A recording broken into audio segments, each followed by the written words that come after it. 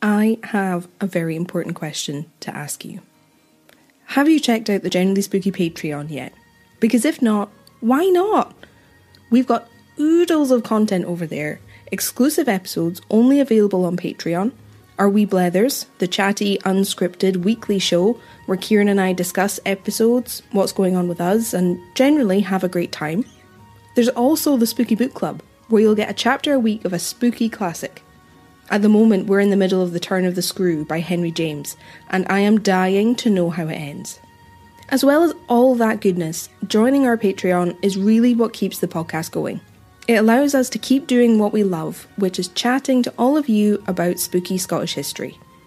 You're £75 a month. No, I'm just kidding.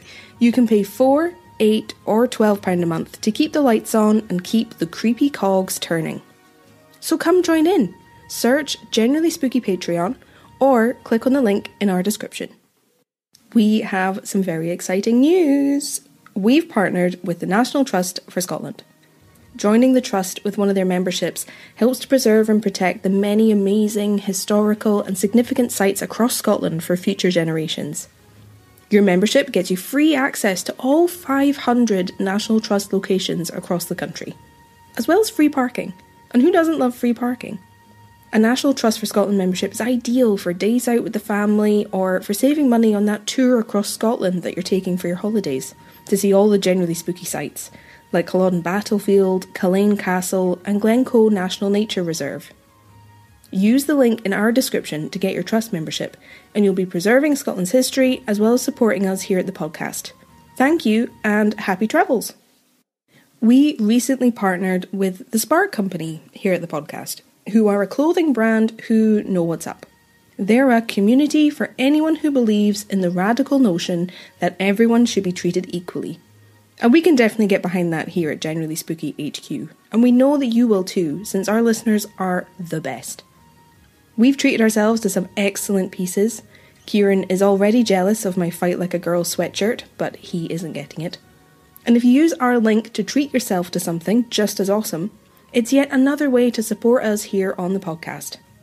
The quality is great, the message is great, and if you use the discount code SPOOKYSPARK5 and the link below, you'll get 5% off your first order.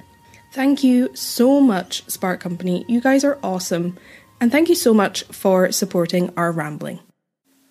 Hello, everybody. Hello. This is the Generally Spooky podcast. That's true. Your go-to place for all things Scottish history and spooky. It absolutely is. And if it isn't yet, it will be soon. Yeah, it will. That's Eilidh over there. That's me. She's going to read me a story today, or tell me about something spooky from Scottish history. I've got it all prepped, ready to go. And I don't know the story beforehand, so I'm in the same boat you are, dear listener. Kieran is Jon Snow. He knows nothing. That's true generally, not just on the podcast.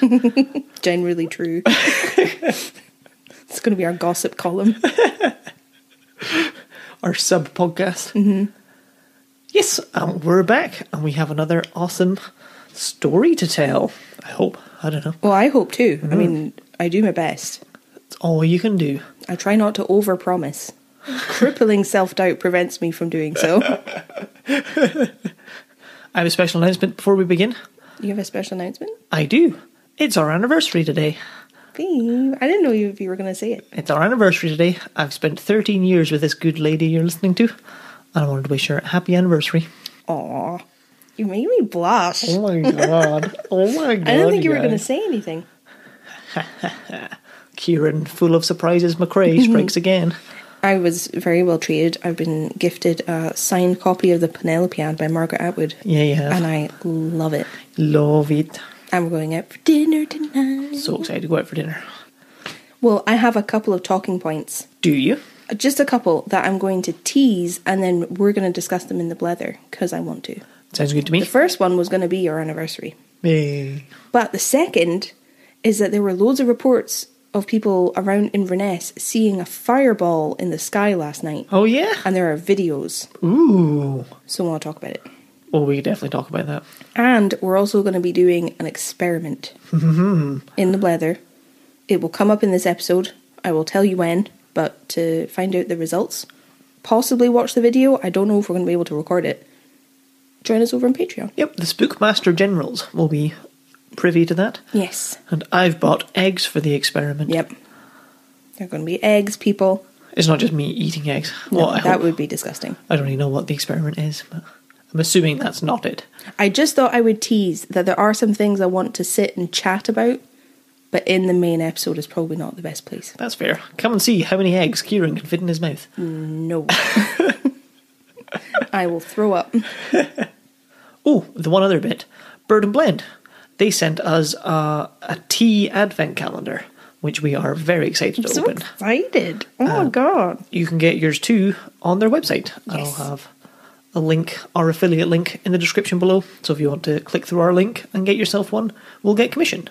And I think the discount code should work on it, of Spook Tea. SPOOKTEA. My voice totally came up there. That was Spook Tea. Yeah, thank you very much, Bird and Blend. That was a really nice surprise. I was I'm legitimately so excited to crack into that. Oh, it's got a big thing on the outside of the box saying, do not open to December 1st. You've driven Kieran to madness. But I want to. Oh. I'll be fine. I can wait. I'm a grown up. Probably. Anything else? Shall we roll some music? No, I think that is everything I wanted to say. Bish bash bosh.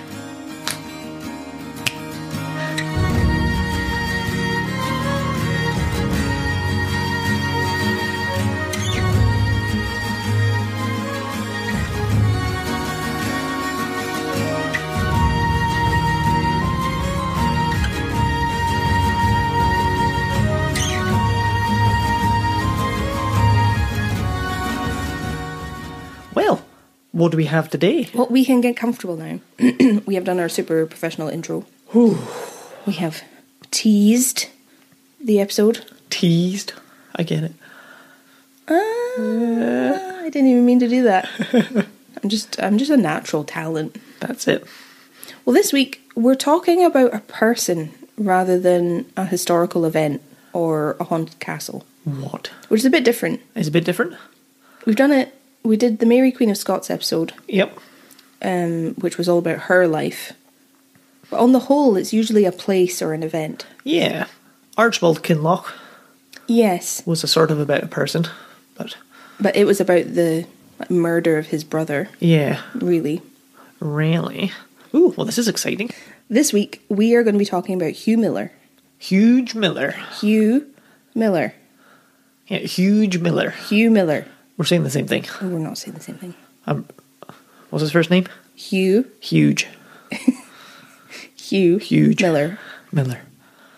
Is that like a really big beer? No. Do you want the story? Yes, please. Or shall I just tell whoever else is listening? I'm going to get banished. Yes. You can listen through the door with the dog. Please tell me more. Well, I feel like unless you live in the Highlands or you know the Highlands really well, chances are you might not have heard of Hugh Miller. If you have an interest in archaeology, paleontology, geology, you might have. He's an important figure in each of those fields. Mm-hmm. But he's not hugely well known, so I thought he would be interesting to discuss. Yep, I'm excited for that.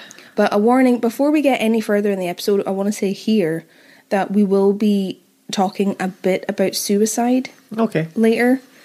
That can be really tough for some people to hear and listen to, so this might not be the episode for you, in which case, that's fine. Don't worry about it. I will give a warning before we get into that specifically, so if you want to listen and then just skip over what we talk about, that's fine. But I thought I'd say it at the top, and I'll say it again later as we get close to discussing it. Quite right, quite right. However, there are also going to be spooky folklore stories Oh, really? in this episode. Now, I know that you, Kieran, specifically, really enjoyed in our Scotch Fairies mini-series when I would read from some of the books that I have on the subject. I did enjoy that. I enjoyed that immensely. I bought one of Hugh Miller's books Oh, called Scenes and Legends of the North of Scotland. excellent. And in this book, he sort of gathered stories and traditions and folklore from the local area around Cromarty where he lived. So I thought we could read some of it and look at some of the things that he gathered. I'm down for that. Yeah? Yep. So I think we're going to talk about him, the man, and then have a little look at this book. Sounds good to me. Sounds good Is that to me. okay? I know it's a bit of a different format, but I think it could be good. I think it could be fun. It was a really interesting read. I really enjoyed it. You powered through that book in like an afternoon. It was very impressive. I did. It's like 400 pages. I did it for you. Hugh Miller has been described as the supreme poet of geology. That can't be a very highly contested title. It's a strange title, isn't it? It's not what you'd expect. He is the number one poet-geologist hybrid. Of all four of them, he's the best. And this is because Miller had a real interest and passion for geology and the study of the natural world, but he was also a pretty prolific writer, proving that you don't have to pigeonhole yourself. I like that. That you should just do what makes you happy. Absolutely. And fair enough, because everyone knows geology rocks. We made it 11 and a half minutes in. You're welcome.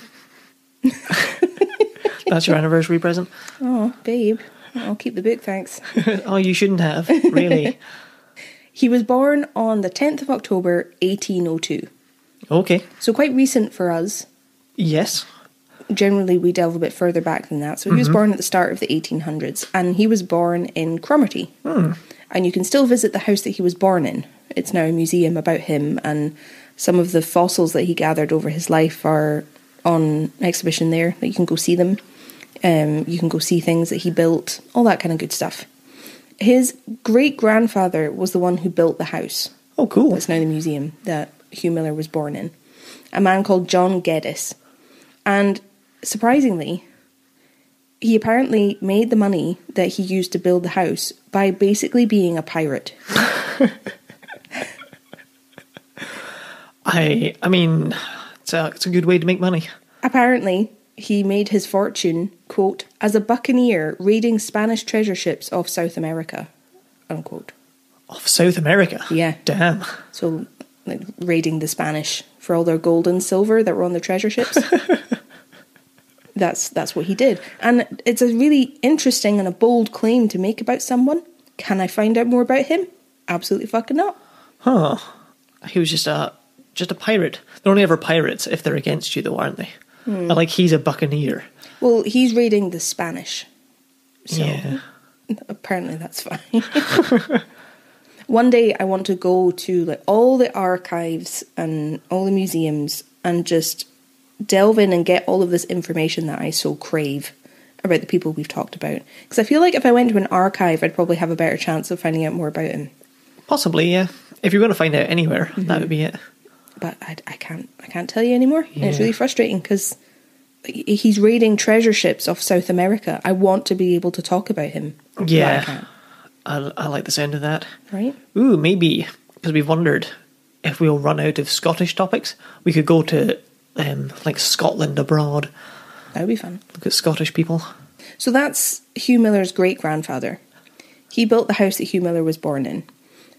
Hugh was named after his father, who was also called Hugh Miller. And his mother was a woman called Harriet Wright. Okay. With me? Mm-hmm. His father worked at sea pretty much his whole life. From what I read, he joined the British Navy for a time, but according to one of the books that I read, he joined basically through a series of accidents. He didn't want to join the Navy, he just kind of ended up on a Navy ship. I mean, if your passions are geology and poetry, the Navy's not a... This is his dad. Oh, sorry. Yes, okay. I'm with you, never mind. Yeah, he joined the Navy by accident. I don't really know how that happens, but... Me neither. It's not explained, but he just kind of left. He fell in and then just like... Fell out again. Snuck out. Because he didn't want to be in the Navy. But after he left the Navy, he got a small ship of his own and he traded goods in and around Cromarty. He spent his life working on the water. I mean, it's not as exciting as pirating on the water, but still respectable. So I think that was his grandfather who was pirating. Yes.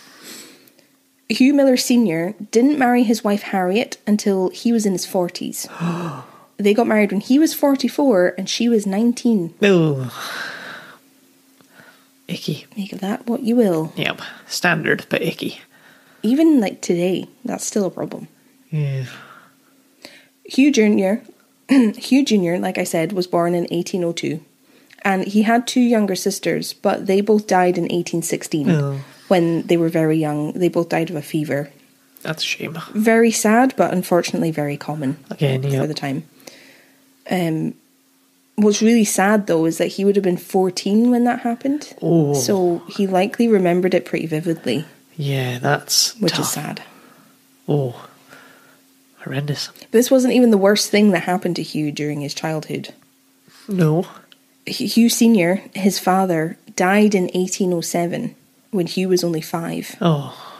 And his father was lost at sea. Oh, no. Yeah, off the coast of Buchan, so further east. Okay. His ship was spotted by another Cromarty fisherman who knew him. Uh-huh. And according to the fisherman who saw his ship, everything had been fine. The ship didn't seem to be in distress. There had been bad weather, but he figured that Hugh, who was known as an expert fisherman and I want to say sailor, is that the right word? I think so, yeah. That he would have been able to navigate the gnarly weather, even if no one else could. Yep.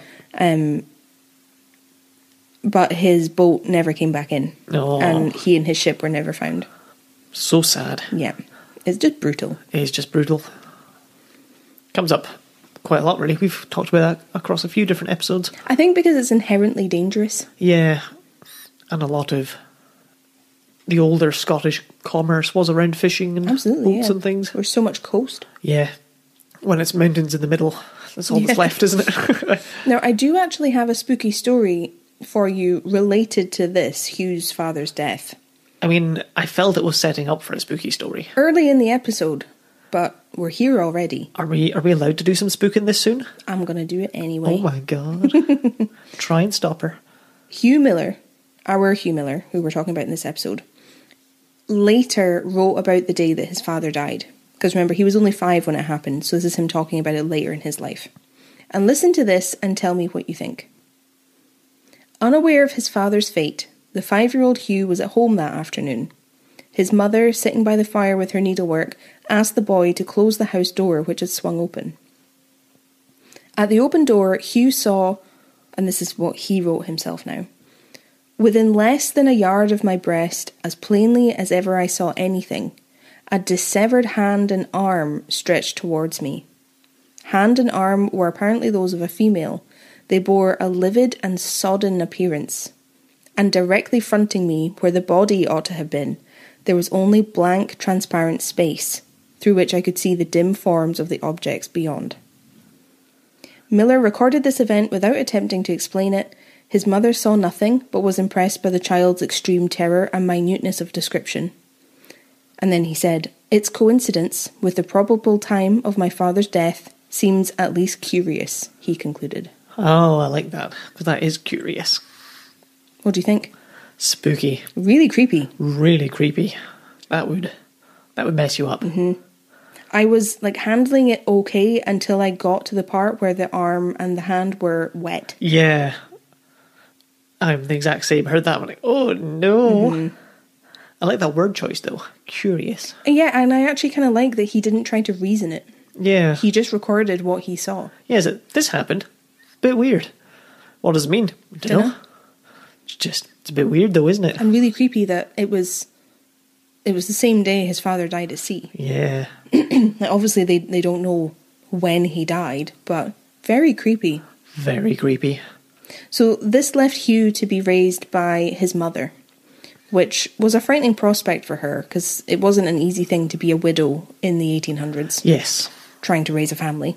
Very little money going around in a situation like that because opportunities where women were severely limited. I think Harriet's father, so this is Hugh's grandfather. Yep. I think he had been a businessman in Cromarty. I don't know if he was still living at this time. I don't know if he was able to help them out financially. But both her and Hugh Sr.'s family had been independently quite wealthy.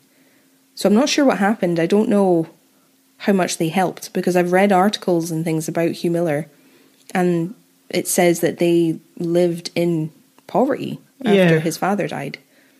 So I don't really know what's going on there. You'd think they would help. Yeah, and if she still has the house, because if the house ends up with our Hugh Miller, presumably he was able to live there while he grew up. Mm-hmm. Yeah, he continued to live there. So, like, you can be in poverty, but if you have a house to live in, that puts you in a lot less poverty than others. It's just, I don't really know what the situation was. No, it's strange. I'm not sure. And at this point, when his father died, Hugh's sisters were still living. Oh, yeah. They died 9 years later. Of course, yep. So, Hugh's mother, Harriet, it's her and 3 children. Yeah. That she has to raise alone. Oh. Right? Not easy. Luckily, her brothers, so Hugh's uncles, stepped in pretty heavily, and they wanted to be there for the family. That's nice. And they really stepped into the role of father figure for her children. Lovely. So they supported them and helped raise them and love them. I don't know if they helped financially, but I would assume if they wanted to be there that badly, then they would. Yeah, at least they would have stopped them starving. Yeah, because you would. Helped keep them fed and clothed. Exactly. But it was his uncles that actually introduced Hugh to the study of nature and the world around him. That came from them. His mother was incredibly superstitious, and she's the one who would tell him folk stories and superstitions from the area and, fairy tales. Yeah. That was what she did. Oh, that's nice. So he has all these people around him influencing him and teaching him from a very young age. It's quite a broad education, really, for the 1800s. Yeah. Especially for someone who may or may not have grown up in poverty. To be introduced to these kind of big ideas is quite unusual, I would have thought. Well, he had a lot of support. Yeah, it's really cool. And his uncles used to take him out into the countryside a lot. He spent a lot of time outside. He learnt a lot about the world around him and how to look carefully at things and spot things. And it seems like he enjoyed this a great deal more than he enjoyed school. Fair. He preferred being out in the open air, getting his hands dirty, climbing, diving. He was a pretty good diver. Cool. He preferred all that to being in a schoolroom. Because remember, this is a Victorian schoolroom. Well, I was just thinking, like, school is still kind of a new concept at the beginning of the 1800s. It's very, very strict and harsh. Yeah. There are a couple of different accounts as to why Hugh was eventually expelled from school. Oh, yes. One version says that he got into a fight with one of his classmates and stabbed them in the thigh. Oh, that's a turn I didn't expect. I assumed because they were so strict, he, like, sneezed during prayer or something. Well, the other version is more like that. Yeah. This is one version. I don't know where it comes from because there's no other information. Seems a bit much, but It's just maybe. one version of what happened. The other version is that he got into an argument with the head teacher. Yeah, that I could believe. Headmasters had a lot of power in Victorian schools and like the surrounding community. If you were the head teacher, that was a big deal.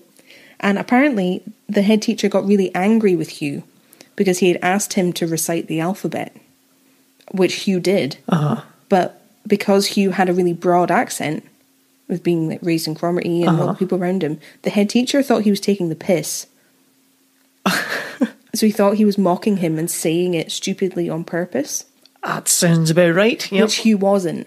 So he couldn't change the way he was saying it, and he got expelled. If you think of a strict, unreasonable teacher, head teacher specifically, that's definitely the kind of behaviour you imagine, isn't it? Well, because I could imagine them trying to coach children to change the way they speak. Yes.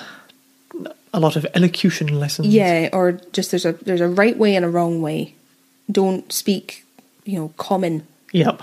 Don't go back to your cottage. Yeah. So, yeah, those are the two versions of the story. I don't know why they're quite so wildly different. I know. I'm more inclined to believe the second one. Yeah, me too. Especially because the second one is discussed and laid out in the introduction to the book we're going to read later. Oh, yeah. So I would imagine the person who's writing the introduction to the book, this is the 1994 edition, is an expert in Hugh Miller's life. You have to kind of assume that, don't you? Give them the power.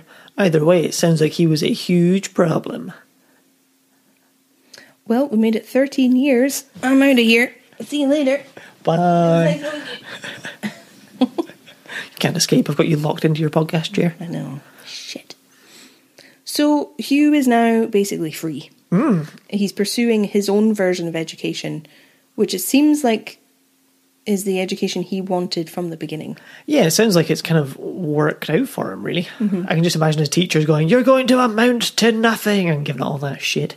I read that he used to go out when he was quite young with a hammer that his mum had given him, and he used to go out and split rocks. Oh, yeah.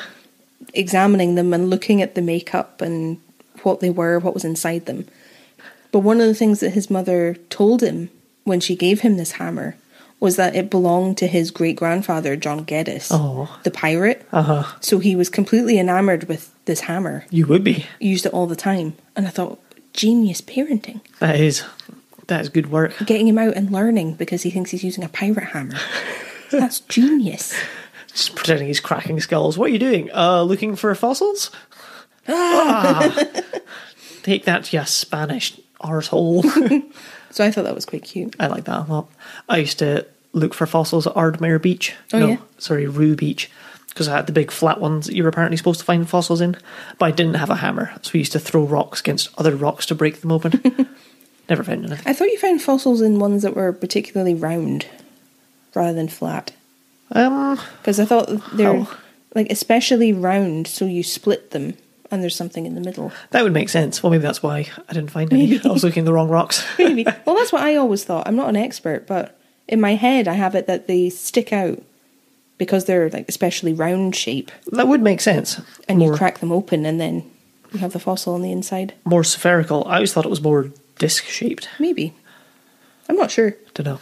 I never found any, probably because I was throwing them against other rocks. So any I did find just got smashed to pieces. See, that's where we have differed in paths. Hugh Miller became a budding geologist, and I just became like a terror to society. I just liked smashing things. I mean, don't all young boys? Well, I think so. So Hugh's having a great time. Yeah. He's exploring the world around him, he's looking into fossils, living the dream.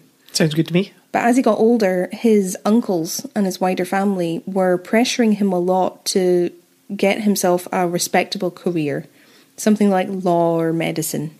Because I'm assuming they're kind of earmarking him as the supporter of his family and his mother. Yeah, and if it's him and two sisters who may or may not still be alive, he would have that pressure without having a dad there.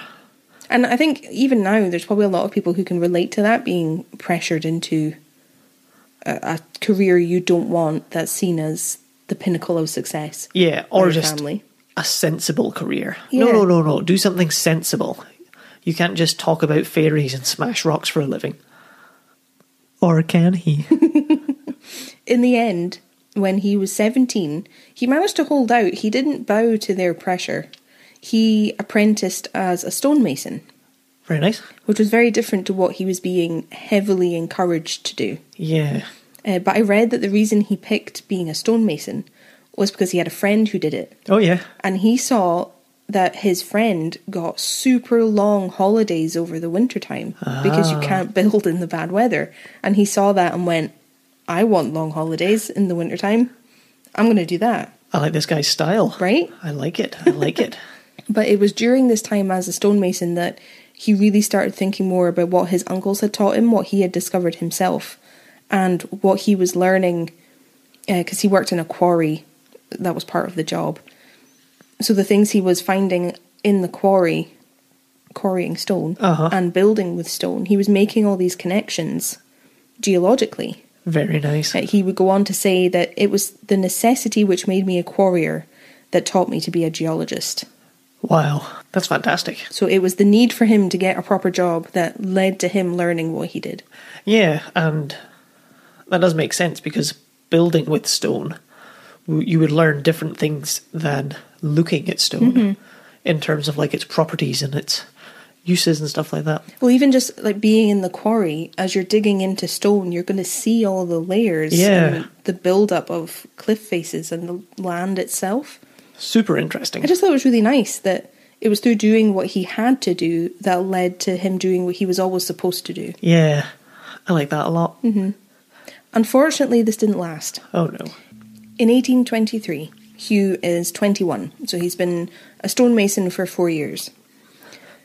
He was working in Gairloch, which is further west than Cromarty, but this was when he started experiencing some health concerns. Oh no. Which are directly linked to him being a stonemason. Oh no. One of the nasty sides of the job, which is still a thing, it's still a problem, is that you're quite often inhaling stone dust.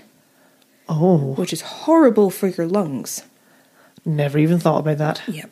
He said, quote, "I began to be sensibly informed by a dull, depressing pain in the chest and a blood-stained mucoidal substance," it's like mucus, Yeah.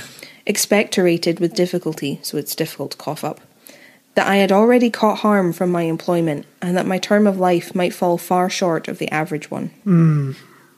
Surprisingly accurate and unfortunately acute. That he's aware of this. Yes. He was experiencing the symptoms of an illness called silicosis, which I looked up, and according to the NHS, which is the health service in Scotland, it's a long-term lung disease caused by inhaling large amounts of crystalline silica dust, usually over many years. Okay. Silica is a substance naturally found in certain types of stone, rock, sand, and clay. Working with these materials can create a very fine dust that can be easily inhaled. And once inside the lungs, it causes swelling and gradually leads to areas of hardened and scarred lung tissue. Oh. And lung tissue that's scarred in this way doesn't function properly. It's very similar to asbestosis. Yes, it's a very similar condition. Usually you develop symptoms like these after like 5 to 10 years. So it seems like he caught it earlier than you really should. But it could be like they didn't have as many protections back then. Yeah, quite possibly. The NHS says now it might be sort of 5 to 10 years being in the job, you'll develop it, or you might develop it. And he got it after 4, but chances are he wasn't wearing protective equipment. Yeah, I doubt he had any sort of cloth dust mask or anything. Oh, horrible. Horrible, horrible thing. So the following year, in 1824, he moved to Edinburgh. Sounds good. He started working as a stonemason down there, but in 1834, he became an accountant. Oh, that was a change of pace. Fair play. That would be a lot easier on the lungs. Yeah, big change, but a lot easier on his chest. Not Less the same, harmful to his health. Yes, not the same winter holidays though. No, unfortunately not. What can you do? That gravy train has left the station. But it was at this time, while he was shifting from being a stonemason to an accountant, that he was writing a lot. And he was getting poems and letters of like opinion published in lots of different places. He was very busy, and a lot of people liked the way that he wrote and liked what he had to say. He was hugely involved and invested in the church and conflict relating to the church at this time, which I won't get too into because it is confusing, but it's an issue that he was really passionate about. Basically, there was a split in the Church of Scotland. 450 evangelical ministers, Hugh himself was an evangelical Christian, split from the Church of Scotland because they disagreed on whether the British government or the church itself should be allowed to control who was made minister of a parish. Got you. The 450 who split off, and Hugh believed that it should be the community that choose the minister. But that wasn't what was happening. There was the Patronage Act of 1712, which meant that, like, basically if you owned land, you could vote on who the minister was. Got you. Which they didn't agree with because it's a bit dodge. That sounds super dodge. But this is how the Free Church of Scotland was created. Okay, yep. Because they split off in 1843 and formed the Free Church of Scotland. But Hugh wrote about this a great deal. He was very vocal. That's all we really need to know for our story. But if you want a bit of background, that's kind of what was going on. I see. I'm with you. I like it. In 1831, Hugh met his future wife, a woman called Lydia Fraser. He was 29 and she was 19. Once again. We're here again. Now, he had moved back to Cromarty by 1831. He had left Edinburgh behind. He had been dealing with inheritance from his father, I think. He was trying to sell off property that his father had left him that was in a really bad state. So once that was sold, he came back to Cromarty. Nice. to work as an accountant. And Lydia's family were living in Cromarty, so that's how they met. Very cool. I just had a weird thought of, like, why is it always, like, a 19-year-old or a younger woman? But it's presumably because it's always a younger woman who gets married. So there aren't that many women unmarried who reach 29, the same age as him. The eligible ones have already been married. So, the pool of selection is smaller. It's so stupid, though. It is really stupid, but until it changed, it wouldn't change. Like, don't marry children. That's a good rule. It's not a hard one to follow. Yep. But is that, like, sexist, misogynist bullshit where, like, women are more valuable the prettier they are? Yeah. So you want a woman on the cusp of being a teenager, apparently. It's really weird. I know it was more socially acceptable back then, but I hate it every time I see it, and I feel like I have to bring it up every time it appears in my research. It's just always a bit weird. Because, like, no.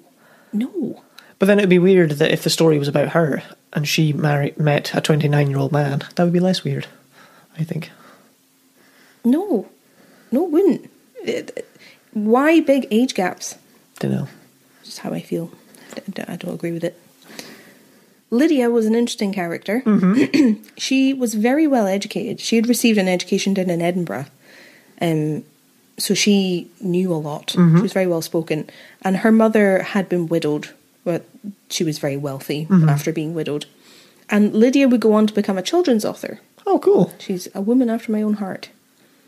But before they got married, and presumably after, I don't know, Lydia's mother hated Hugh. Hated him. She didn't think he was good enough for Lydia. She didn't approve of him at all. Apparently he had a reputation with women. He was quite like an open flirt. Oh. And she knew this and she was just like, no. How dare he? I wonder what that looks like in the 1830s. I don't know. I don't know whether it's just speaking to women. Yeah. He tipped his hat at that woman and you're going to marry him? Don't know. I'm curious. Not sure. But it seems like Hugh and Lydia genuinely loved each other. Well, that's nice. But her mum was not for it. Mm-hmm. He spent the next several years trying to prove to Lydia's mother that he was a good man, he really loved her, he was a hard worker, and that he would be good for Lydia. So at least he was committed. Like, he wasn't just, after a 19-year-old. He actually got a job working in a bank in Cromarty as part of his mission to prove that he was a good match. Because it was a well-paid job. He did it to try and impress Lydia's mother. I like it. And they did eventually marry in 1837. Oh, nice. So 5 or 6 years later. Did the mother-in-law just die by then? I don't know. I don't know. Nothing else is said. So I'm really not sure. How strange. Mm-hmm. They had a daughter together pretty quickly, Hugh and Lydia, but sadly she died in 1839 when she was only 2. And this broke Hugh's heart. Yeah. As you can imagine. He writes about her in one of his books, a book called My Schools and Schoolmasters. And he can't even refer to her by name. He calls her little girl. He doesn't say any more than that. And after he's written about her dying, he starts referring to her as it. It sounds so painful. So sad. Well, if that wasn't sad enough, he made her headstone himself. Oh, because he was a stonemason. Mm-hmm. Oh, that's painful. It was the last piece of stonemasonry he ever did. But he made the headstone himself. Oh my days. Well, my heart's broken. I know. She was buried in the St. Regulus Cemetery in Cromarty. But how heartbreaking is that? So heartbreaking. It killed me when I read it. Yeah, totally. By the 1840s, Hugh had a pretty big reputation. He was fairly well known. He had held lots of good working positions, so everyone knew him through his job. But he wrote for lots of influential publications by this time. Cool. And he'd been publishing his own books. So Nice. His name was really getting out there. I haven't even gotten to the impact that he had on the field of geology. Oh, wow. We'll get to it in a minute, but I haven't even addressed that yet. But one of the things that marked Hugh out from other academics, philosophers, thinkers, whatever you want to call them, was that he always saw himself as a common man. He never wanted to seem like more than he was. He didn't put on airs. he saw himself as being very straightforward, plain, no nonsense. And I get that there's an argument that he had the luxury to do that, because the common man at this time was having a pretty terrible time. Yeah. He had an education, he had well-paying jobs, he had a family, he had a home, so he had the luxury of portraying himself as the common man. Yeah, but it is more unusual to hear of him having this kind of upbringing without the kind of status stuck onto it. Yeah. And like all that aristocracy bullshit I always get raged out about. Yeah, he didn't come from like a noble or wealthy family. So he did come from humble beginnings. But there is an argument there, because like the clearances were just coming to an end. Yeah, I hear what you're saying, and so there were people who were your typical, working class man who were having an awful time and who had to leave their homes. It feels a little bit like he's just kind of doing it because he can. Yeah, but I suppose what else should he do? Well, I guess one of the things that kind of sticks in my craw is that he saw himself as this common man. So he often wore the traditional like plaid, so the full kilt, not just the skirt. People can get, no, not the skirt. Not just the kilt, but the bit that comes over the chest. He wore that a lot if he had to attend official events or like gatherings of colleagues down south. He would wear this, and it wasn't the fancy clothes that they were wearing. So he struck a very distinctive figure because he wore it quite often. Maybe I should start wearing a plaid. You can if you want, live your life. The Dress Act of 1746 had been repealed in 1782. So it wasn't illegal to wear tartan anymore, which is how he was able to do this. Yeah. And the reason they repealed it was because everyone who had worn it every day for hundreds of years had been beaten into submission and didn't wear it anymore. Well, they changed the culture of wearing it, so it didn't have to be illegal. So they repealed it, which is just sickening. Yep. But you know what really ground my gears when I was researching? 2 years after it was repealed, in 1784, the Highland Society of Edinburgh was formed by aristocrats who basically came together and said, we should encourage people to wear the ancient Highland dress again. No one wears it anymore. We should champion this. So they would get together wearing all of this stuff and promoting Highland culture when they were the ones who had supported the king 50 years earlier. Yep. So had led to the destruction of this whole culture, and now they're claiming tartan and Highland dress as their own because it suits them and it's like a fashion statement, a romantic idea. Absolutely brutal. Really winds me up. Oh man, from heartbreak to rage. So I guess that might be why Hugh kind of dipping his toe in that kind of winds me up. Yeah, that's fair. But he was from the Highlands. And it was 50 years after that still. Yeah, If it's he was wearing it later. 30s. We have more on that on the Battle of Culloden episode. Yes, if you want to know more about that, that would be the episode to look at. So yeah, it's just, I have mixed feelings on it, basically. I appreciate that he's not falling into the trap of believing your own myth. But I've got in my notes here that in a lot of his writings, he's really not sympathetic at all to the homeless and the downtrodden that he came across when he was in Edinburgh and then up in Cromarty. He had even less respect for the homeless in Edinburgh. Like, he treated them almost like subhuman. Oh no. He had more respect for Highland people, but like he didn't care. He didn't have much sympathy. He was quite mocking in his tone a lot of the time. I read it put really well that, quote, he could recognise well enough the brutality of the system that produced such misery. It rarely softened his judgment of those thus immiserated. Oh, see, that's worse, that he knows how it could happen. Yeah. But isn't sympathetic that it happened. No.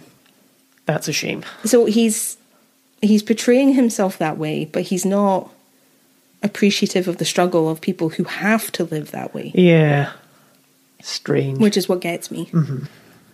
So let's get into Hugh Miller and geology, shall we? Let's dig into it. He was a very influential figure in the field. He just had a mind for geology. the things that he believed to be true based on what he saw are kind of taken for granted now. Like, I'll tell you the things that he believed and thought and wrote, and you'll be like, duh. But it was a big deal at the time. And he was saying a lot of it at a time when these things weren't necessarily widely accepted or understood. It's important to remember we're in the mid-1800s. Yes, I think you forget things had to be discovered for a first time. Yes. So they didn't know what they didn't know. Yeah. Hugh believed that the Earth was incredibly old, so going against the timeline provided by the Bible. He believed it was older than that, based on what he had found and the rock formations, layers of rock. He believed these were much older. And he believed that there were creatures that used to exist, but didn't anymore, that they had gone extinct. Wow. So it wasn't following Noah's Ark. Mm-hmm. All the animals were brought in 2 by 2, and then they're the animals we have. He was positing that there used to be animals that we don't know about based on the fossils he was finding, and they don't exist anymore. Very cool. So he wasn't the only one suggesting this, but this was his work. And it's contrary to the belief system that the Bible perpetuated. Mm-hmm. So it's significant that he believed these things, especially because he was an incredibly religious man. It was a big part of his life. But this is something we'll talk about a bit later, but he was always completely sure of both. Yeah. Like, he believed in what he was finding. He had scientific discoveries that he knew to be true, and he fully believed in the existence of God. I like that. I like that he managed to hold on to both. He struggled with believing in evolution. He didn't really believe that one thing turned into another thing, Yeah. But he accepted that the different fossils that he was finding showed the progress of time. Yes. He just didn't believe that they were descended from each other. Yeah, they didn't necessarily lead to each other. No, but he believed that they existed at different time periods. Yeah. Now, this is a cool story. When he was living down near Edinburgh, he discovered some ancient shells. Okay. But what made these shells interesting is that he discovered them miles away from the coast. Interesting. So he had to grapple with the question, why are they here? Yeah. They shouldn't be. So through this, Hugh realised that this meant the coast wasn't always where it was that day. Uh-huh. That the shape of the land and the sea had changed over time, and he saw with his own eyes that the coastline had retreated. That's very cool. But I know that it's common sense now, but it wasn't then. Well, you can't just look up a picture someone's made of what it used to look like. You just have to hold that in your own head and figure it out. And that's awesome. Mm-hmm. He was using what he was seeing, and that changed his truth. Yeah. Because he's seeing it with his own eyes. I really like all the sciences from like 1600 to 1900, because it was all just going out and looking at things. Because you were a naturalist before you were a physicist. Well, that was his big thing. I think I have it later in my notes. But his technique was always making right use of your eyes. Mm-hmm. So it's just looking at things. Yeah. And seeing things. Because he didn't have anything else. No, like what else you could do? What else you could do? What else could you do? He had a lot of opinions and thoughts on philosophy. And he took a lot of what he discovered geologically and applied it to his worldview and his religious beliefs. Mm-hmm. I misspoke. Physicists were natural philosophers. I think. Not naturalists. Carry on. For example, he took the book of Genesis in the Bible, where God creates the world in 7 days. He didn't believe that the Bible was literally talking about 24-hour days. He took each of the days to be a different geological era. Because he had seen the geological eras that indicated the Earth was much older.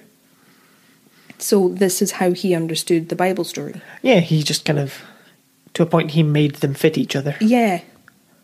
Fair enough. Now, I'm a little shaky on the specifics because I'm not a big philosophy person. But I think one of Hugh's arguments for life was the argument of design, which suggests that God must exist because of the quote, complex functionality of the natural world which looks designed, unquote. Now, this was originally written by Socrates in ancient Greece, I think. Could be. Well out of my comfort zone, but it's fine.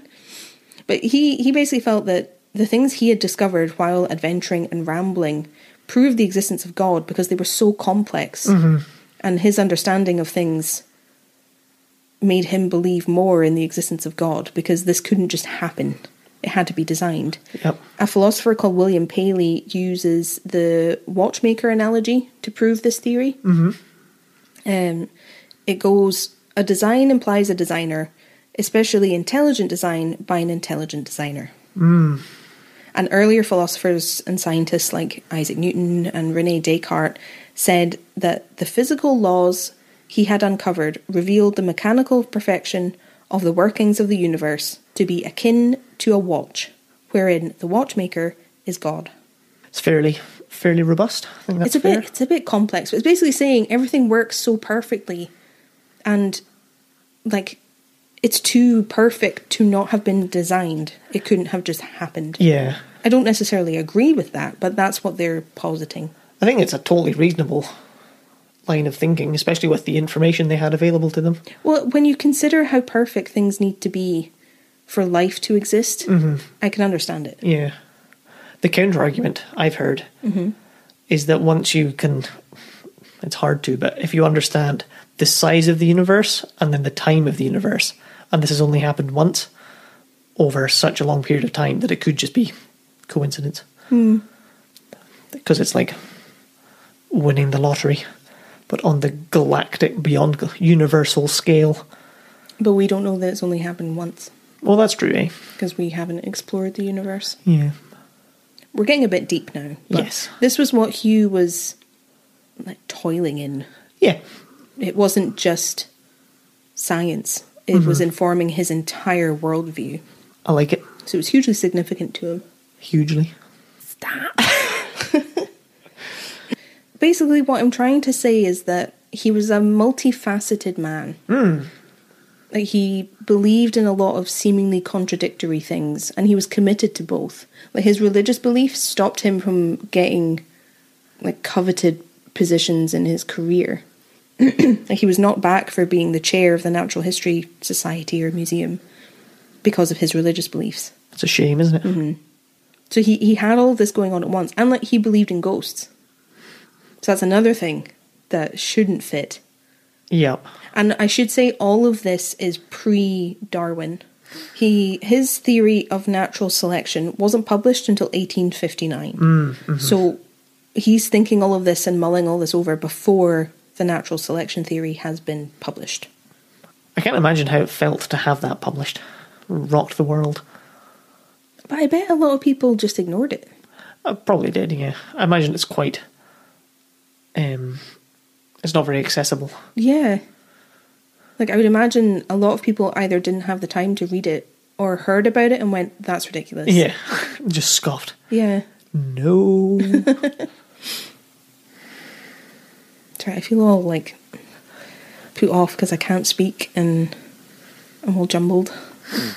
We can take a minute. Feels stupid. You're fine. You're speaking A-okay. And you're just, whenever you stumble, you just correct it, and I'll just edit out the stumble. No one will ever know. So I don't know how well I've been able to explain his career, because I'm not a paleontologist, obviously. But he was a big deal. A lot of people knew who he was. Yeah. I feel like I've got the gist of it. We don't need to know the minute details of his career. Yeah. He discovered a type of sea scorpion. That's cool. Which was named after him. That's pretty cool. That is pretty cool. It's now 1856. And sadly for Hugh, he's very ill. Oh. Now, this is when we're kind of leading up to our discussion about suicide. So if you want to skip ahead, I don't really know how long it will be. But just as a heads up, we're kind of getting into that territory now. Hugh's very ill, and it's not exactly clear what it is that he's suffering from, but it seems to be some kind of mental illness. Oh. At some point before this, Hugh and his family had moved to Portobello near Edinburgh. Yep. So they had left Cromarty and moved south. So that's where they're living. And he complained a great deal that year, I think, 1856, about really painful headaches, excruciating headaches, but also of like hallucinations and a kind of paranoia. Crazy. Like at one point he was speaking to his doctor and he said, "Last night I felt as if I had been ridden by a witch for 50 miles and rose far more wearied in mind and body than when I lay down." And he was so convinced that he was spending nights not in his bed. He, like in the morning, he would be repeatedly checking his clothes for signs of the journey. Oh, that's bizarre. And he was convinced that he was being taken out of his bed at night. Wild. That is wild. That is absolutely mental. I read in one place that his diagnosis was psychotic depression. Okay. But I don't think that's a modern diagnosis. I think that's what they called it at the time. Yeah. So likely that's not the right term. No. I'm very aware of that, but this is in 1856. Yeah, that's the fact. Yeah, so I'm trying to be respectful. No one really knows what it was, but this is what they were calling it. Because they didn't have an understanding of what else to call it. Hugh got really concerned at this point. Because of his hallucinations and everything, he was really worried that he was going to hurt Lydia or their children. They'd had 2 more children after their daughter had died. He became really worried that he was going to accidentally hurt them, and he was struggling to deal with that. That'd be terrifying. Now, this is when we're getting into discussion of suicide, so I would skip ahead a couple of minutes if you want to, from now. On Christmas Eve, 1856, Hugh spent the evening looking over the proofs for his last book called The Testimony of the Rocks, which discussed geology and Christianity. So he was looking over the proofs for that were going to be sent to the publisher. I see what he did with the title. Yes.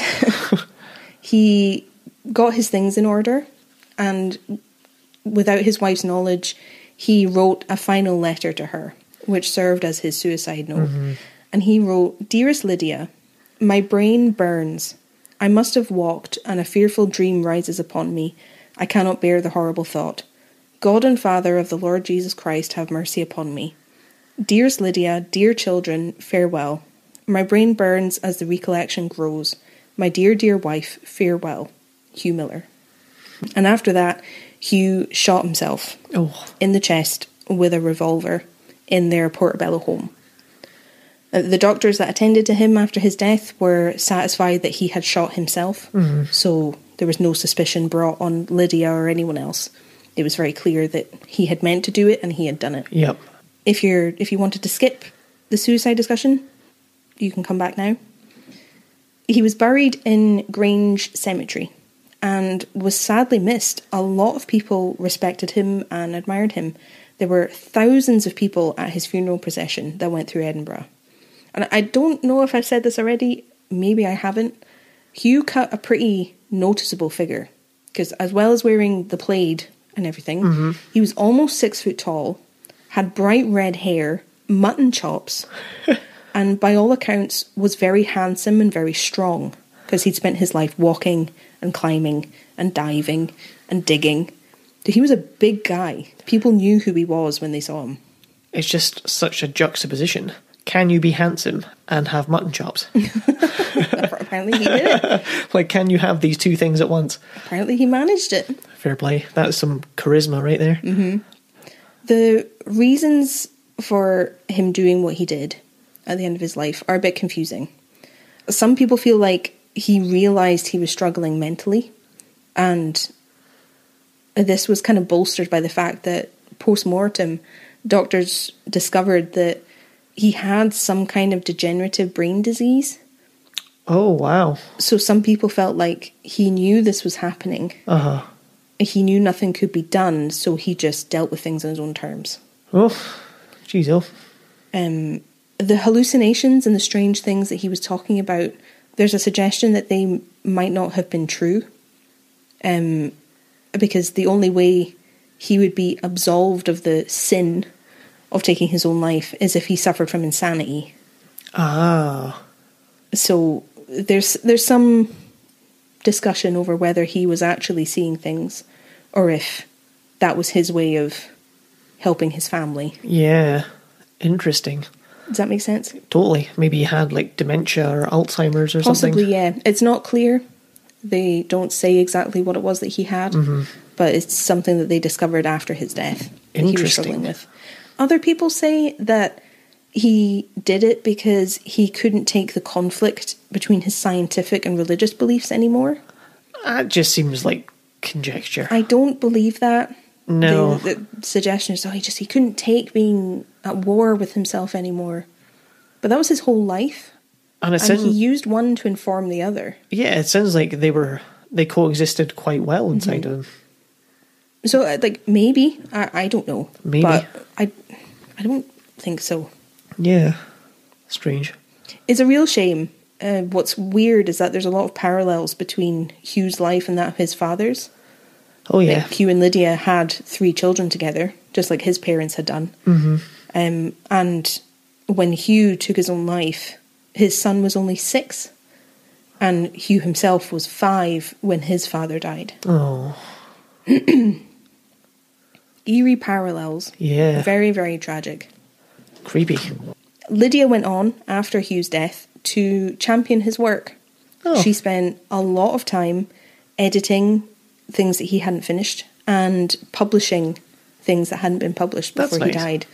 It was a lot of work for her. She did this over a considerable number of years after he died. Yeah. And one of the reasons that his work is so widely known, because she made sure it was all published. His book, The Old Red Sandstone, was and is one of the most popular texts on geology in the 19th century. Wow. And like I said, he's had fossils and species and things named after him. And there's even a North Sea BP oil field named after him. Huh. Which surprised me as much as I can see it surprised you. That is surprising. Is that an honour? I feel it is an honour, but it's not an honour anymore. I don't know. I feel like they're using the connections. Oh, well, we're getting the oil and it's ancient and fossils. Yeah. But I don't know how pleased he would be. I don't know. It's a strange one. That's all I have on Hugh Miller, the man. But I'd like to talk to you about some of his work. Hugh Miller, the mystery. Yes. In particular, his book, Scenes and Legends of the North of Scotland. I'm excited. Are you down? We're like an hour in. I'm down. Cool. Hugh was interested in folklore, traditions, spooky stories, just like we are, even with his scientific background. He wrote about them a lot. He was interested. He enjoyed storytelling. He was a good storyteller. And he's gathered a lot of those things into this book. And I thought you'd want to hear about them because a lot of them are traditions and stories from this local area. Well, you know I like it when things are local. Because it's from in and around Cromarty, which is just across the water from here.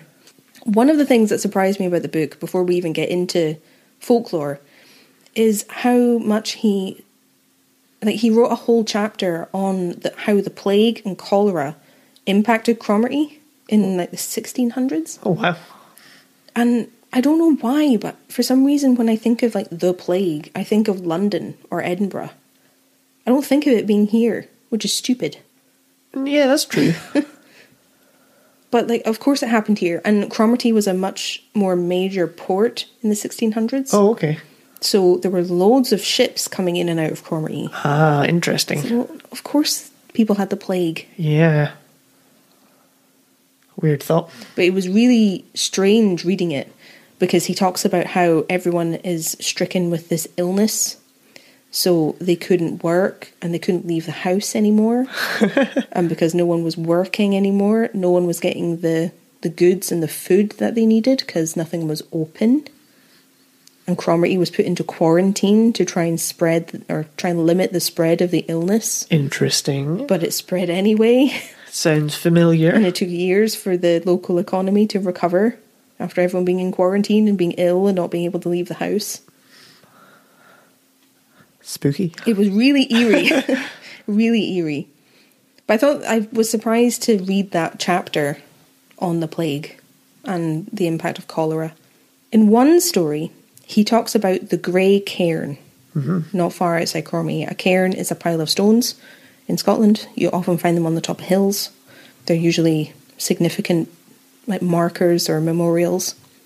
He mentions that 30 years before he wrote the book, now this book was written in 1835, 30 years before he wrote the book, a similar cairn to the grey cairn was taken apart so that the stones could be used for building work in Cromarty, which seems like a big no-no. Yeah.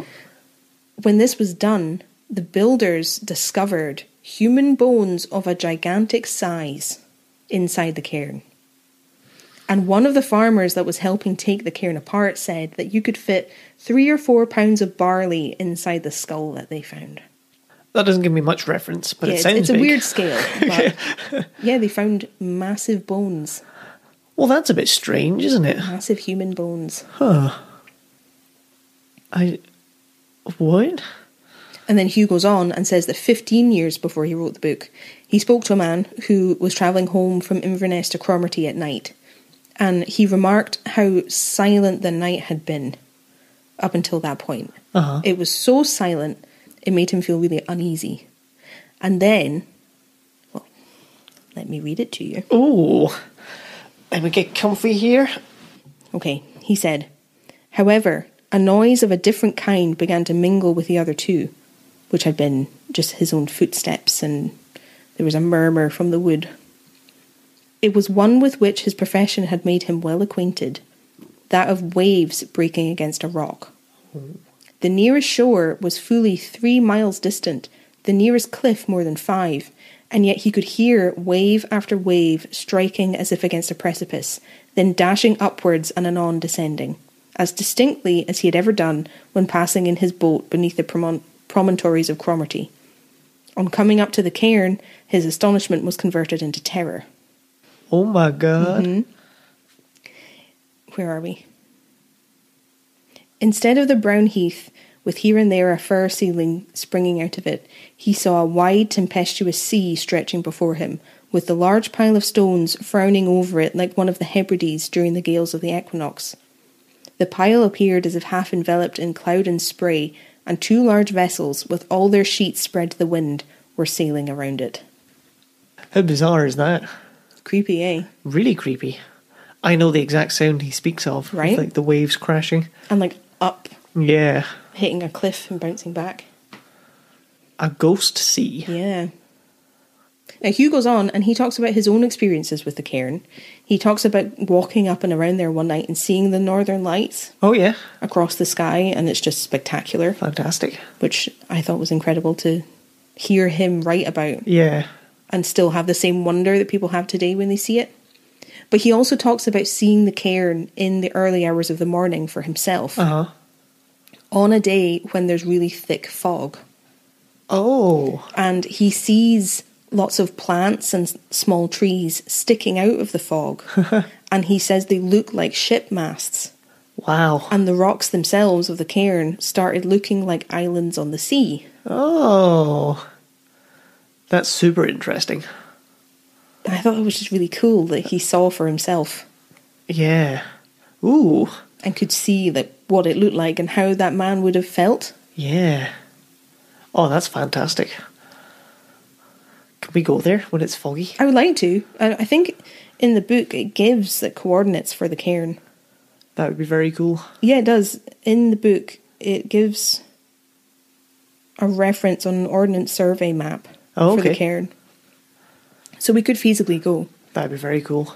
Bring a fog machine, recreate it. Later in the book, Hugh actually tells the story of the Bran Seer. Oh yeah? Well, local to him. Of course. Shannonry Point is near Cromarty, it's on the Black Isle. Is indeed. Which was fun to read. It was kind of like meeting up with an old friend. Yeah. Although, Hugh tells the end of the Bran Seer story a little different. Does he? He does.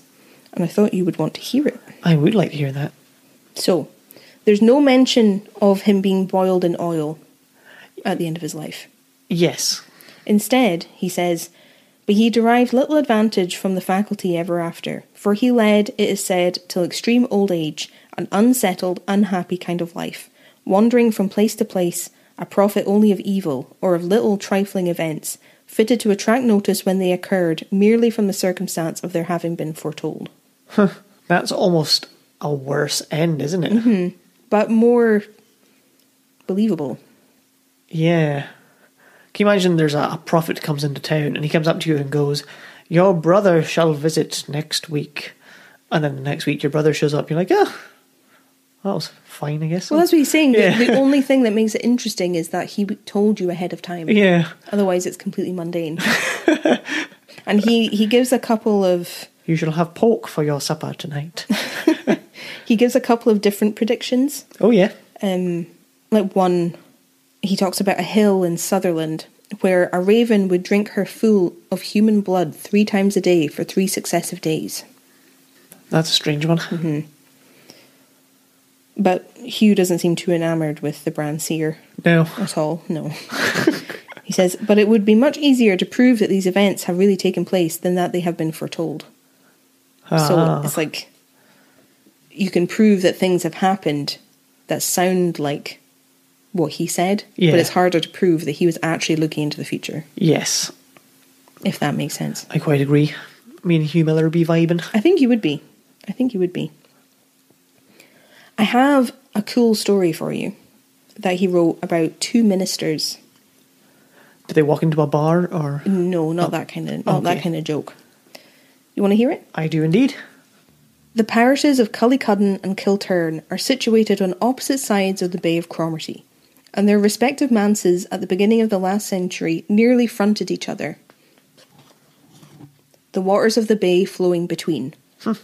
Their clergymen at that period were much famed for the sanctity of their lives and their diligence in the duties of their profession. And from the similarity of their characters, they became strongly attached. They were both hard students, and for at least 2 hours after midnight, the lights in their closet windows would be seen as if twinkling at each other across the firth. When the light of one was extinguished, the other regarded it as a signal to retire to rest. But how now, thought the minister of Kilturn, as one night, in answer to the accustomed sign, he dropped the extinguisher on his candle. How now are the sleeping watchmen to fulfil their duties? Would it not be better that, like sentinels, we should relieve each other by turns? There would then be at all times, within the bounds appointed us, open eyes and a praying heart. He imparted the thought to his friend, and ever after, as long as they lived, the one minister never retired to bed until the casement of the other had given evidence that he had risen to relieve him. A few years after this arrangement had taken place, a parishioner of Cullycudden, who had been detained by business till a late hour in some of the neighbouring parishes, was walking homeward over the solitary Malboy, when he was joined by a stranger gentleman who seemed journeying in the same direction, and entered with him into conversation. He found him to be one of the most intelligent, amusing men he had ever met with. He seemed to know everything, and though he was evidently no friend to the church, he did nothing worse than laugh at it. The man of Cullycudden felt more than half inclined to laugh at it too, and more than half convinced by the ludicrous stories of the stranger that its observances were merely good jokes. In this mood, they reached the extreme edge of the Malboy, where it borders on Cullycudden, when the stranger made a full stop. "Our road runs this way," said the man. "Ah," replied the stranger, "but I cannot accompany you. See you that?" pointing as he spoke to a faint twinkling light on the opposite side of the bay. "The watchman is stationed there, and I dare not come a step further." It was only from this confession that the Cullycudden man learned the true character of his companion. Ooh, that's very cool. I really like that a lot. Right? It was a little bit Great Gatsby at first, across the water. Across the bay. Just the light to communicate. That's very cool. They were the watchmen. They were the watchmen. Defending against the devil. It's a very noble thing to take on. Right? Yeah. Staying awake at all hours to protect people from evil. I like it. I like that story. Keeping your candle aflame. Now we're talking about ghost stories. Oh, we're getting spooky. We're getting to the good stuff. Hugh starts talking about ghosts by talking about the ghosts in his own home. Oh. Which terrified me. Oh, I had something spooky last night. I didn't tell you while we were falling asleep. Oh. You can't just dump that on me now. Oh my god. I thought I'd save it for the podcast. I had to open my eyes again because I heard you cough. Clear your throat like you were doing. But you were already asleep. But I heard you clear your throat from, like, your side of the bed. But it was the sound of... Because I was editing the book club for Patreon earlier yesterday. And it was one of the coughs. I edited out. I heard it. It just suddenly, like, played in my head as I was falling asleep on the side of the room past where you were sleeping, so I was facing you. Well, that's a bit strange. Yeah. I know. I sort of heard it and opened my eyes and went, oh, that was weird. Well, what's weird is yesterday morning I woke up because I heard you saying hello and you weren't in the room. Ooh, double spooks. Mm-hmm. So maybe we have a ghost.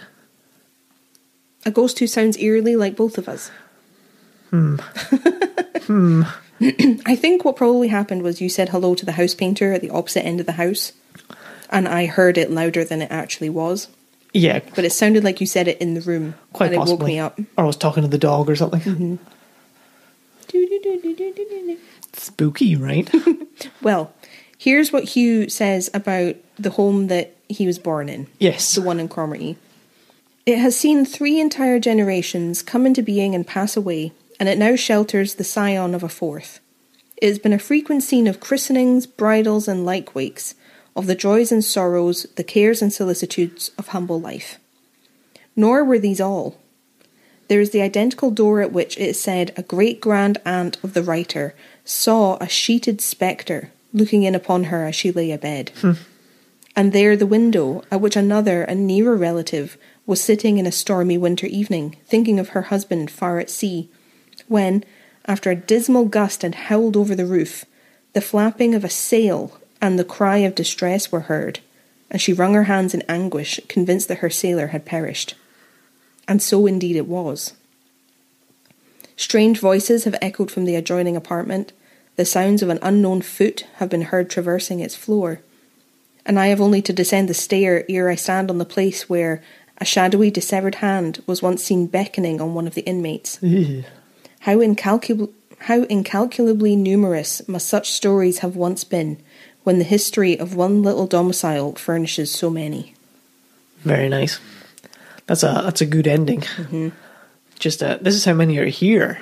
Imagine how many are everywhere. Mm-hmm. The flapping sails one's quite creepy. Mm-hmm. When he had such a similar experience with... Well, that's what he's referencing at the end.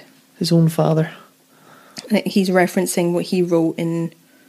Because he talked about seeing the hand in the book My Schools and Schoolmasters. Yes. So he was referencing that at the end.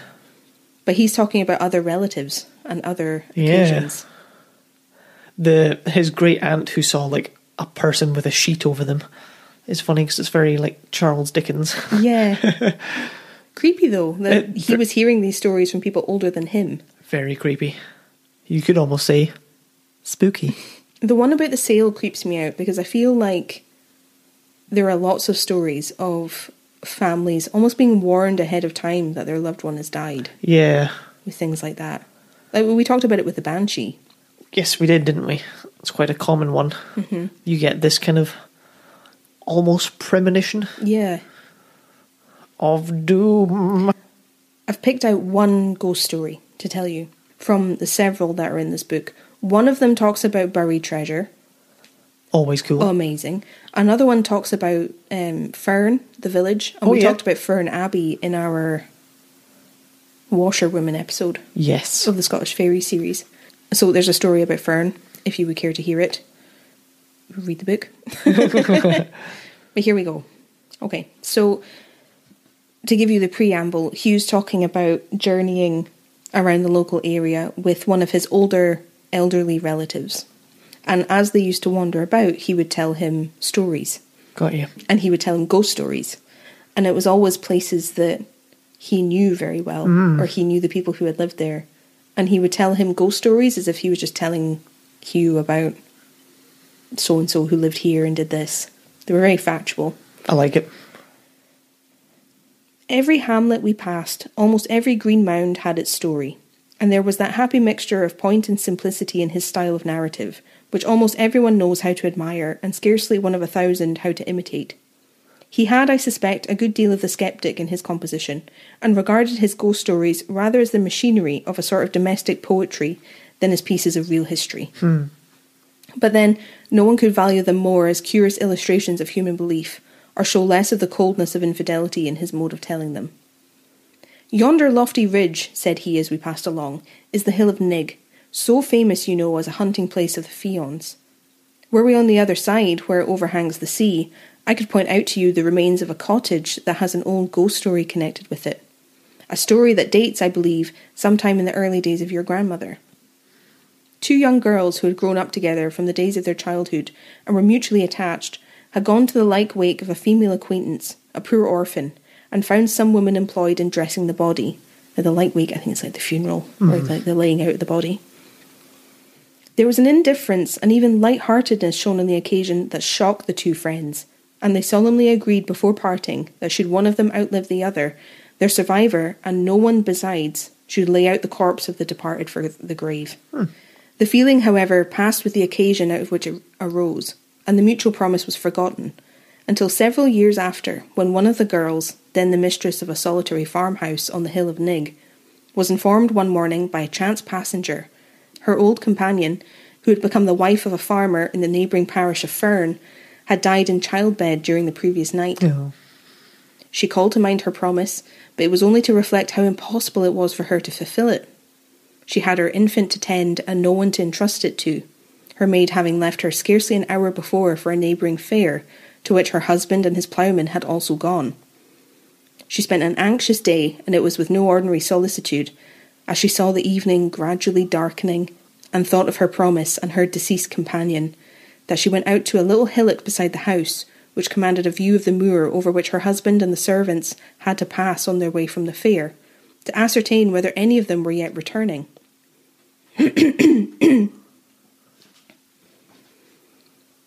At length, she could discern through the deepening twilight a female figure in white coming along the moor, and supposing it to be the maid, and unwilling to appear so anxious for her return, she went into the house. The outer apartment, as was customary at the period, was occupied as a cow-house. Some of the animals were in their stalls, and on their beginning to snort and stamp as if disturbed by someone passing, the woman half turned her to the door. What, however, was her astonishment to see, instead of the maid, a tall figure wrapped up from head to foot in a winding sheet. It passed round to the opposite side of the fire, where there was a chair drawn in for the farmer, and seating itself, raised its thin, chalky arms and uncovered its face. The features, as shown by the flame, were those of the deceased woman, and it was with an expression of anger, which added to the horror of the appearance, that the dead and glassy eyes were turned to her old companion, who, shrinking with a terror that seemed to annihilate every feeling and faculty except the anxious solicitude of the mother, strained her child to her bosom, and gazed as if fascinated on the terrible apparition before her. She could see every fold of the sheet. The black hair seemed to droop carelessly over the forehead, the livid, unbreathing lips were drawn apart, as if no friendly hand had closed them after the last agony, and the reflection of the flame seemed to rise and fall within the eyes, varying by its ceaseless flicker the statue-like fixedness of the features. As the fire began to decay, the woman recovered enough of her self-possession to stretch her hand behind her, and draw from time to time out of the child's cradle a handful of straw, which she flung on the embers. But she had lost all reckoning of time, and could only guess at the duration of the visit by finding the straw nearly expended. She was looking forward with a still deepening horror to being left in darkness with the spectre, when voices were heard in the yard without.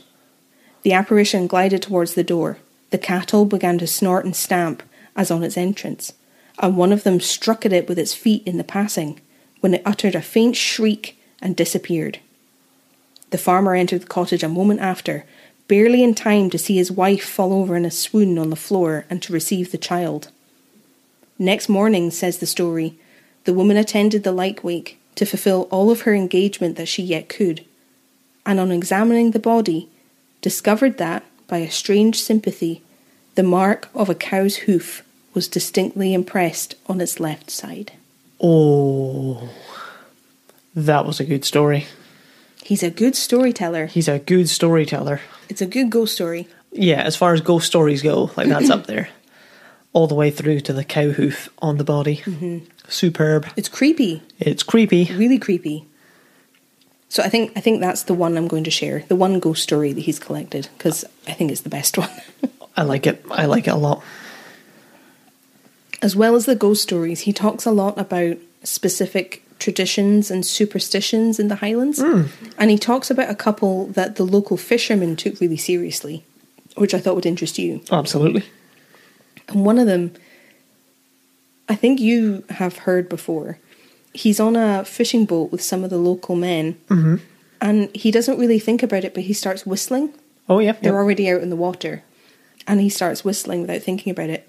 And they all, like, leap to him at once, getting him to stop. And one of the older men on the boat, he goes, "Wheesht, wheesht, we've got wind enough, stop it, stop it."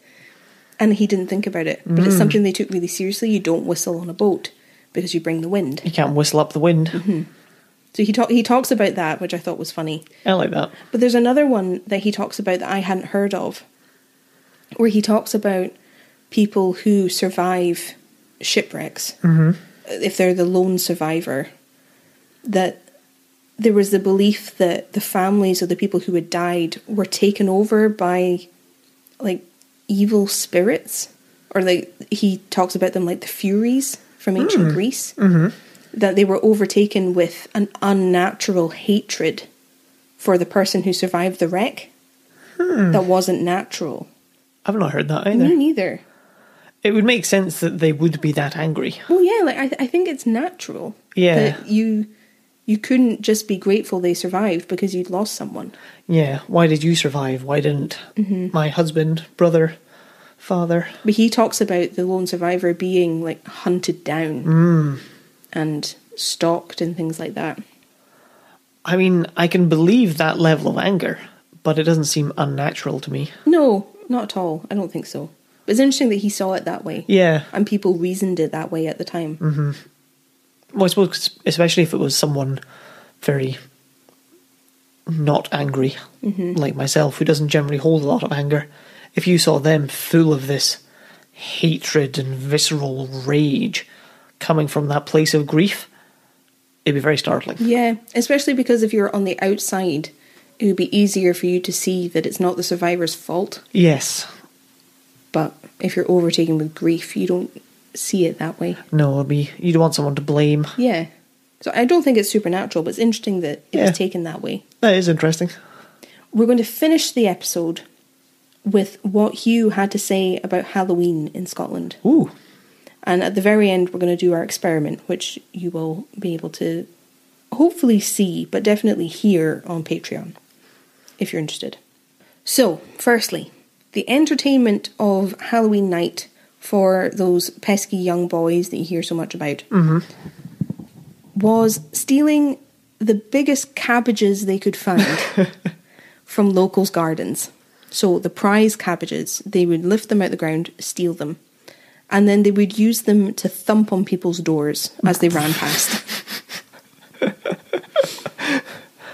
Very menacing, very minor. I like it. That was the entertainment of the evening.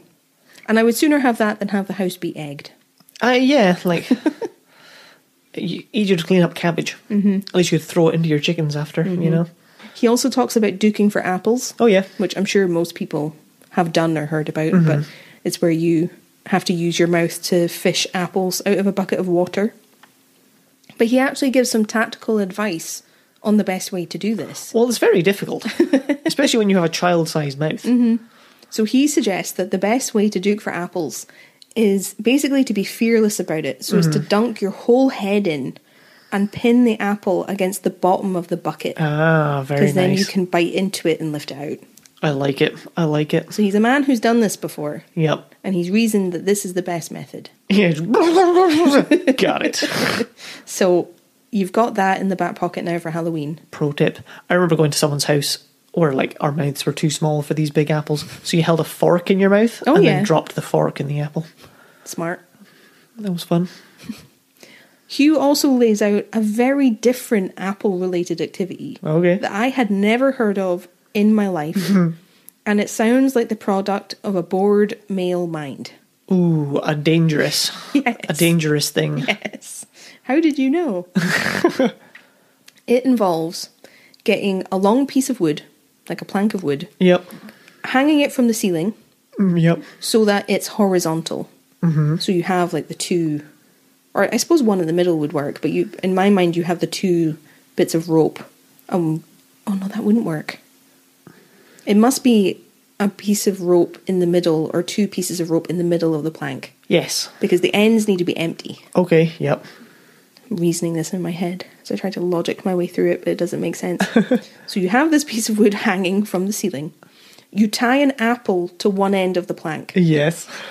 And at the other, you attach a lit candle. Love it. Love Like everything a about it. A candle with a flame. Is this the experiment we're doing later? Because I'm down. No. Me and the dog can play. No. So what do you do? What's the challenge after that? Well, Is it you start doing it and you have to get this setup completed before your wife tells you to stop? that might be your challenge. It's not what they were doing. So you have the apple and you have the candle. Yep. It sounds ridiculous to say it out loud. Even when I was reading it, I was like, why would anyone do this? You spin the bit of wood. Yep. So it's spinning. Mm-hmm. And usually young boys took part in this game. But they had to jump at the apple to try and take a bite out of it without getting absolutely wrecked by the flaming candle end.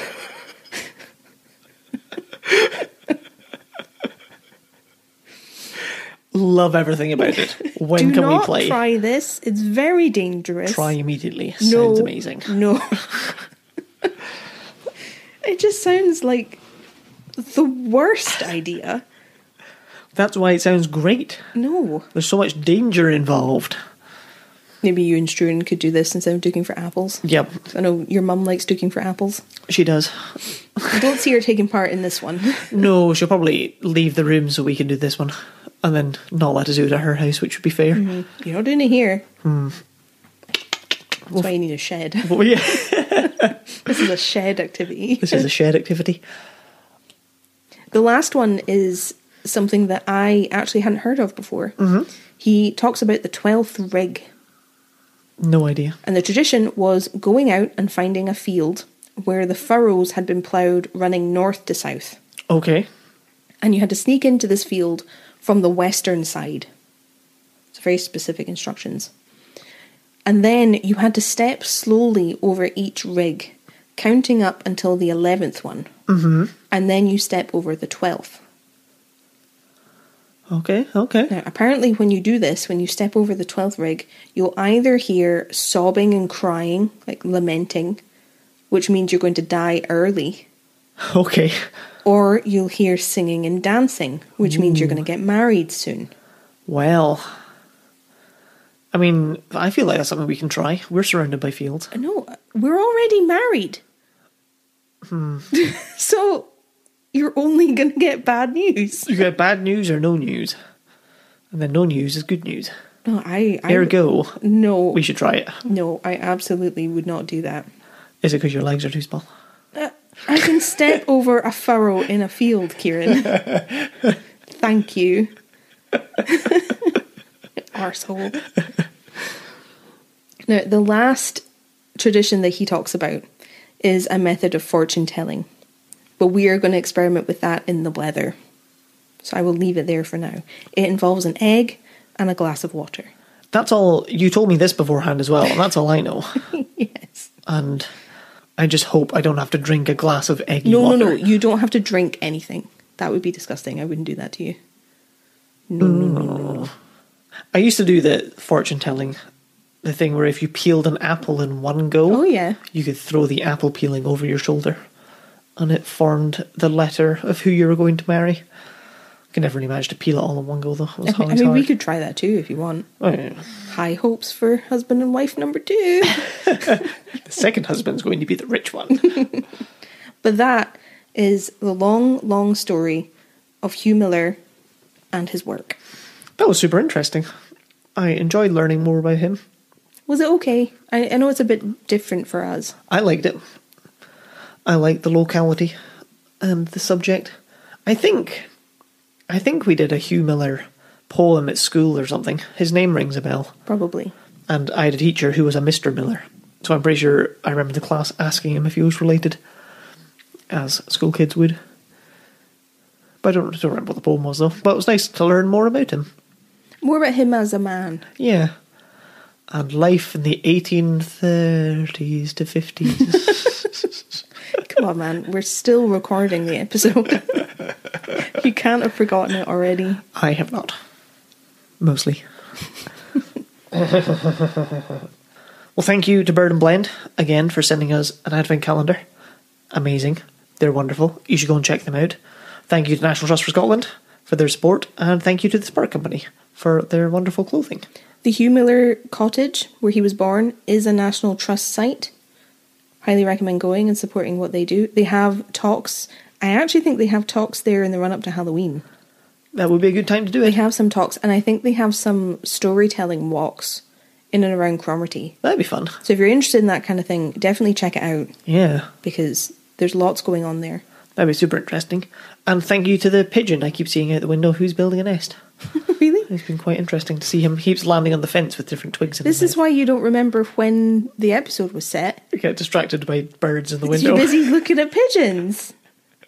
Right, next week we're closing the curtains. No. Okay, bye everyone. Thank you so much for listening. We really appreciate you. And we'll hopefully see you for the wee blether over on Patreon. Yes, we will.